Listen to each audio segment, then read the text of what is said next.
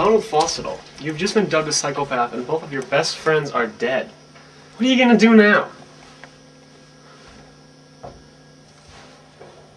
I don't know.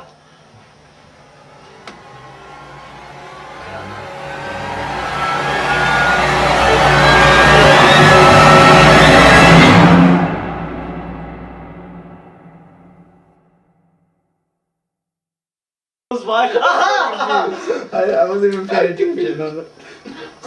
Okay, you ready? What are you gonna do with your hand? I'm gonna go like this. Okay. When it disappears, then you put the book down and look around. Like, just put it You down and sound be like- like... Yes, something No. like that.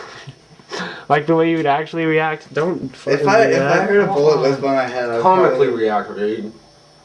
No. No, if you heard a bullet whiz by head, what would you do? I would probably go upstairs and tell someone. I wouldn't just be like... Well, you're alone. Well, you don't know it's a bullet whizzing by. It's just a weird noise. Well, it would sound like a bullet. It would be like... You don't know what that sounds like.